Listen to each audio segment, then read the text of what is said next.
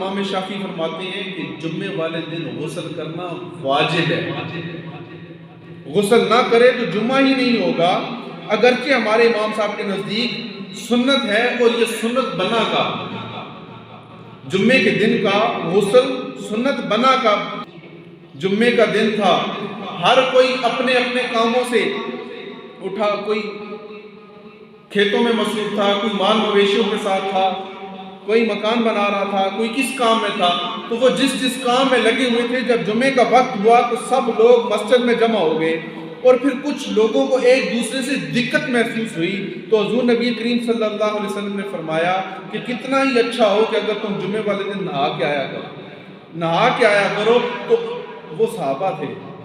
حضور کے فرمان کو جو سنتے تھے اس پر عمل کرتے تھے، آگے سے ہیل و حجت نہیں کرتے تھے، یا رسول اللہ کیوں نہا کر آئیں، کس وجہ سے نہا کر آئیں، لیکن جب حضور نے کہہ دیا کہ کتنا ہی اچھا ہو کہ اگر تم جمعے والے دن نہا کے آیا کرو، تو اس کے بعد پھر کبھی بھی کسی صحابی نے بغیر غسل کے جمعہ ادا ہی نہیں کیا۔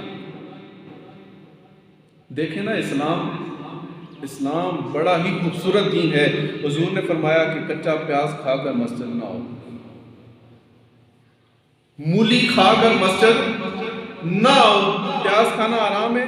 مولی کھانا حرام ہے؟ نہیں، حلال ہے، لیکن حضور نے فرمایا کہ کچا پیاز اور مولی کھا کر مسجد نہ آؤ۔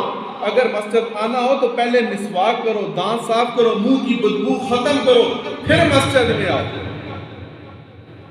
اس سے ہوگا کیا؟ جب آپ کچھ کھا کر آتے ہیں، پیاز کھا کر آئیں گے، مولی کھا کر آئیں گے، ایسی چیز کھا کر آئیں گے یا آپ نہا دھو کر صاف ستھرے ہو کر نہیں آئیں گے تو دوسرے مسلمان بھائی کو اس سے تکلیف ہوگی۔ تو حضور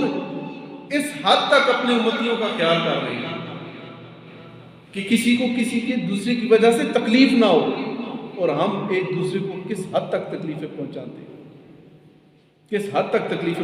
ہیں، جبکہ ہمارے حضور نبی کریم صلی اللہ علیہ وسلم تو اتنی بھی تکلیف برداشت نہیں کرتے کہ تمہارے منہ سے یا جسم سے دوسرے مسلمان بھائی کو بدبو تک آئے، یہ تکلیف بھی حضور کو گوارا نہیں۔